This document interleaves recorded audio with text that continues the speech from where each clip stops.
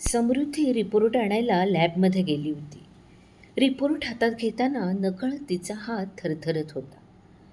कोणतीही घाई न करता तिने रिपोर्ट पर्समध्ये ठेवले आणि ती घरी आली. रिपोर्ट उघडताना तिला तिच्या नवऱ्याची, अनूपची तीव्रतेने आठवण आली. 8 दिवसांपूर्वी कंपनीच्या कामासाठी तो अमेरिकेत गेला होता. आता पुढचे 6 महिने तो तिथेच राहणार होता. रिपोर्टमध्ये काय लिहिलेलं असणार याची तिला खात्री होती आणि तिची ती खात्री खरी ठरली. समृद्धी गरोदर होती. कोणत्याही स्त्रीच्या आयुष्यात येणारा हा आनंदाचा दिवस, पण समृद्धी मात्र भूतकाळात गेली होती. यापूर्वीही 2 वेळा समृद्धीने हा अनुभव घेतला होता, पण दोन्ही वेळेस तिचं ॲबॉर्शन झालं होतं. आता परत तो अनुभव घेताना तिला भीती वाटत होती. तिने अनूपला कॉल करून ही बातमी सांगितली. एकमेकांशी बोलताना दोघांनाही आनंद झाला, पण अनूपला मात्र बायकोची काळजी वाटत होती. नंतर समृद्धीने सासूबाई आणि तिच्या आईलाही ही गोष्ट सांगितली. दोघींनाही आनंद झाला. दोघीही तिच्यासोबत राहण्यासाठी दुसऱ्याच दिवशी तिच्या घरी येणार होत्या. दुसरा दिवस उजाडला. समृद्धीच्या घरी मदतनीस म्हणून कमला यायची. तिने आल्या आल्या सांगितलं, ताई, माझे सासरे खूप आजारी आहेत म्हणून गावाहून निरोप आला आहे. त्यामुळे आता त्यांना शेती करता येत नाही आहे, म्हणून आम्ही कायमचे गावी जाणार आहोत. हे ऐकल्यावर समृद्धीच्या पायातलं त्राणच गेलं, कारण कमला म्हणजे तिचे दोन्ही हात होते. घरचं सगळं काम तीच करायची. ते काम इतकं उत्तम करायची की दुसरी मदतनीस ठेवायची समृद्धीला कधी गरजच पडली नाही. आणि आता नेमकं समृद्धीला कमलाची गरज असताना तिला मात्र येता येणार नव्हतं. नकळत समृद्धीच्या डोळ्यात पाणी आलं. तिच्या डोळ्यातलं पाणी बघून कमला लगेच म्हणाली, ताई, माझ्या घरी किती अडचणी आल्या, पण प्रत्येक वेळेस तुम्ही मला समजून घेतलं. मला कायम तुमच्या कुटुंबाचा आधार होता आणि त्याची मला जाणीव आहे हो. पण तुम्ही कामाच्या बाबतीत कुठलीच काळजी करायची नाही. वंदना नावाची नवीन मदतनीस घरी कामाला येणार आहे. ती विश्वासूसुद्धा आहे आणि कामसुद्धा खूप चांगलं करेल. तिच्या या वाक्याने समृद्धीला आश्वस्त केलं. त्याच दिवशी संध्याकाळी वंदना समृद्धीला भेटून गेली. तिला भेटून समृद्धीलाही बरं वाटलं, पण अडचणी एकदम येतात तसं झालं. समृद्धीची आई घरात पडल्याचं निमित्त झालं आणि तिला ऑपरेशनसाठी हॉस्पिटलमध्ये ॲडमिट करावं लागलं. पण तिच्या सासूबाई मात्र वेळेत तिच्याकडे आल्या. दुसऱ्या दिवशी सकाळी लवकरच वंदना आली. स्वच्छ, नीटनेटकी, हसतमुख वंदना समृद्धी आणि तिच्या सासूबाईंना आवडली. पहिल्या दिवशी तिने समृद्धीकडनं कामाच्या सगळ्या गोष्टी माहिती करून घेतल्या.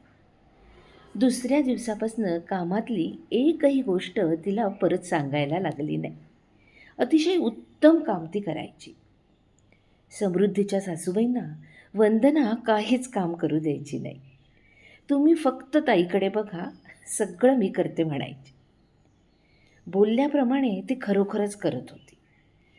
समृद्धीकडे सकाळचा नाश्ता बनवायचा, दुपारचं रात्रीचं जेवण बनवायचं, समृद्धीचा डबा तो भरायचा, तिला औषधांची आठवण करायची. हे सगळं वंदना प्रेमाने करायची. समृद्धी ऑफिसला निघाली की वंदना रोज तिची बॅग घेऊन खाली यायची.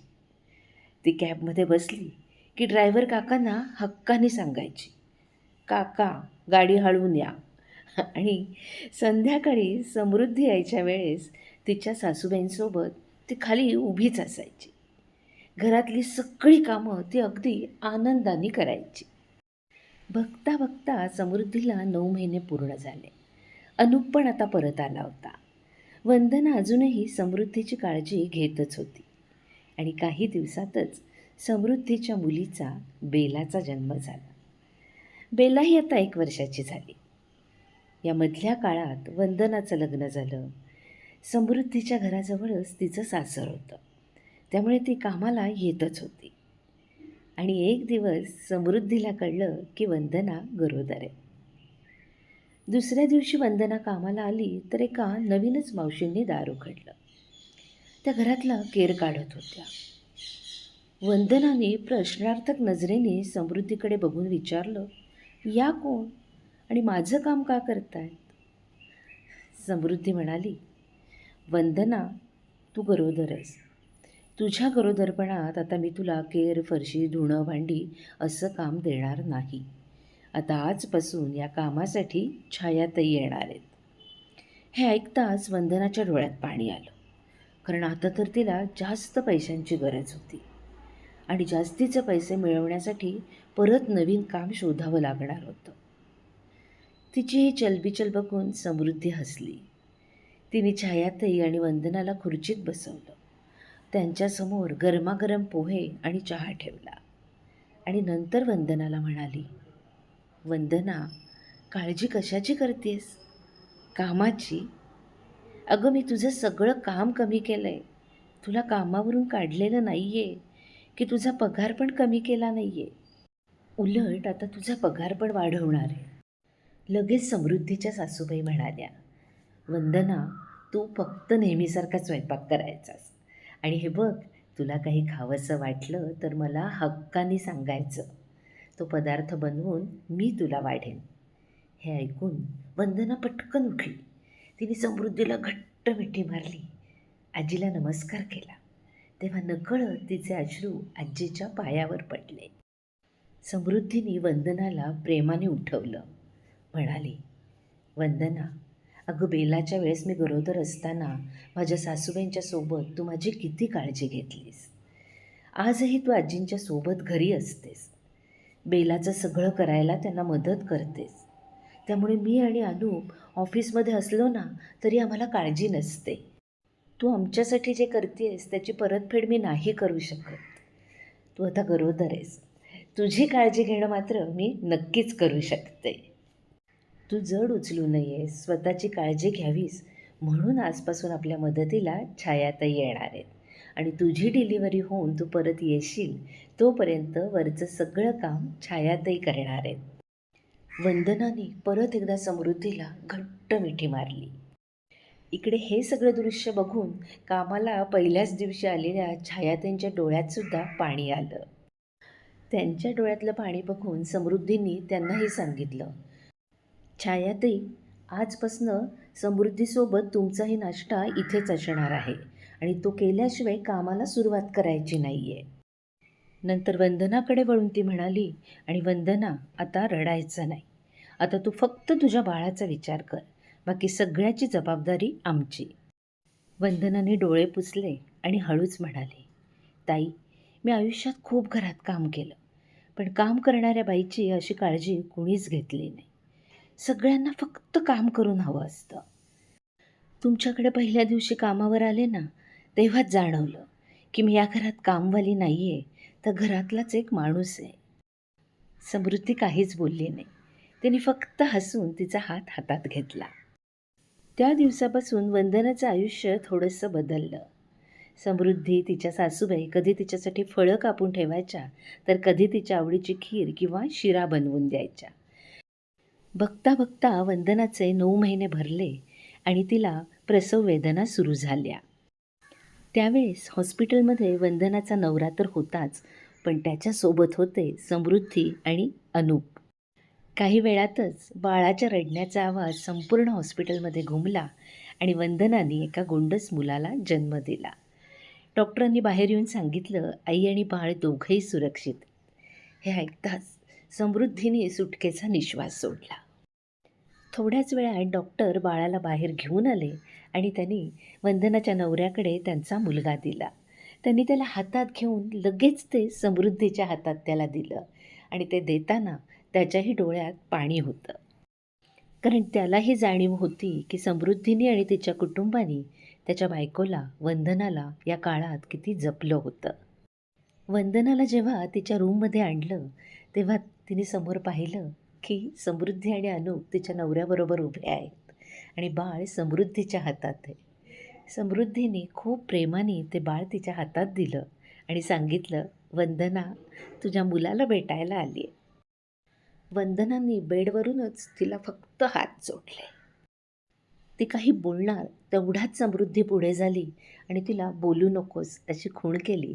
तिने फक्त तिचे हात तिच्या हातात धरून ठेवले.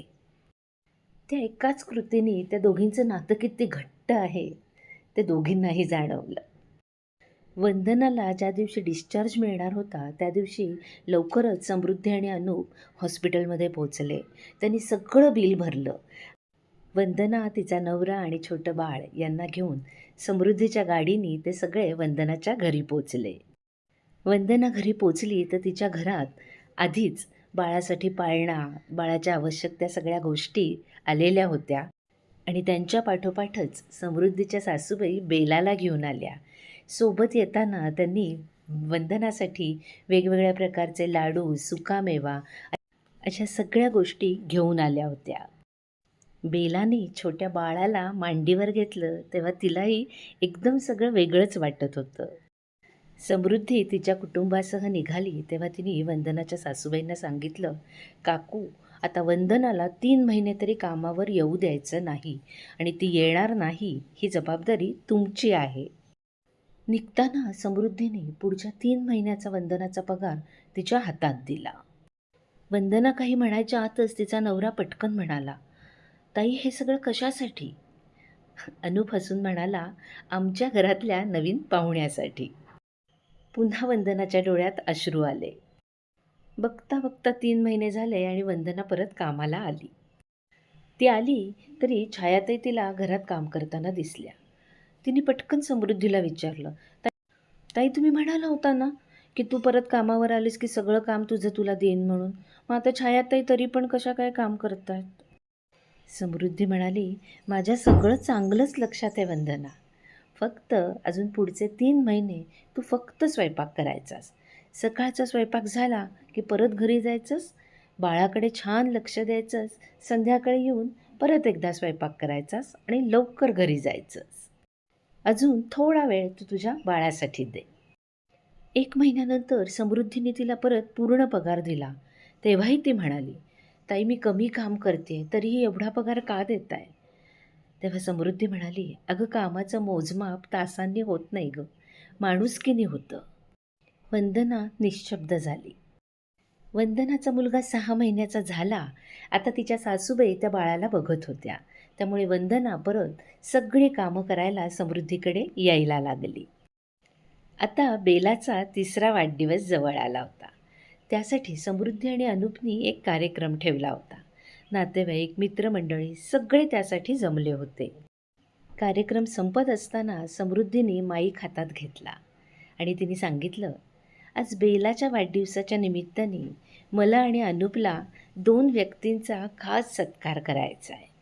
सगळे एकमेकांकडे पाहायला लागले, कारण त्यांना याबद्दल काहीच कल्पना नव्हती.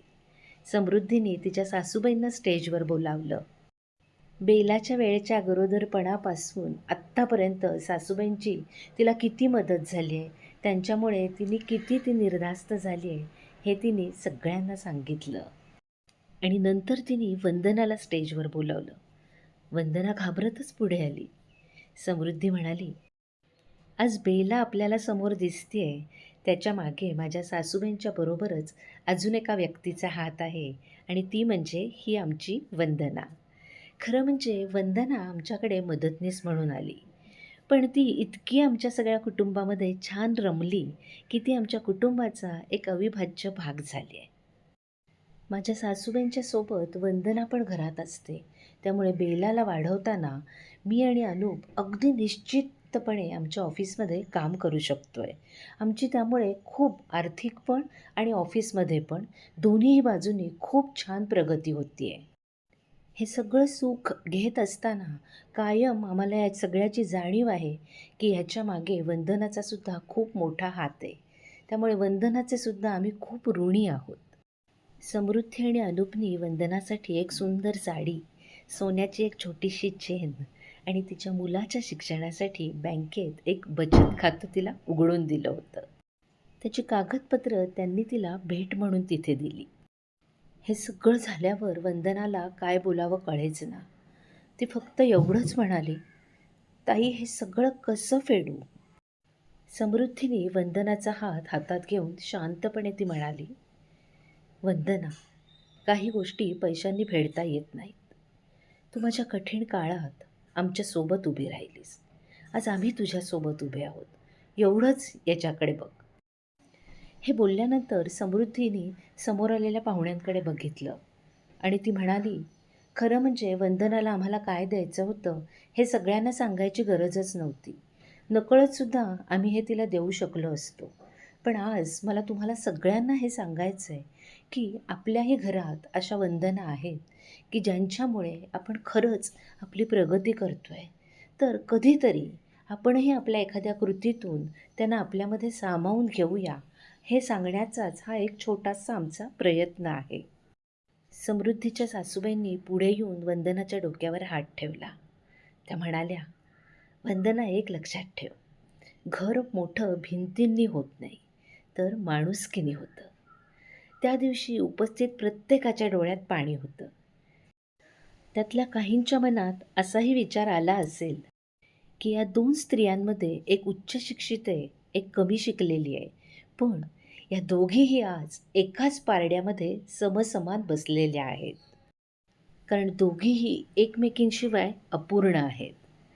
त्या दिवशी एका स्त्रीने दुसऱ्या स्त्रीचा सन्मान केला होता आणि खरी माणुसकी म्हणजे नेमकी हीच असते. व्हिडिओ आवडला असेल तर लाईक करा, कमेंट करा, शेअर करा आणि हो, चॅनल सबस्क्राईब करायला विसरू नका. भेटूया पुन्हा पुढच्या भागात. नमस्कार.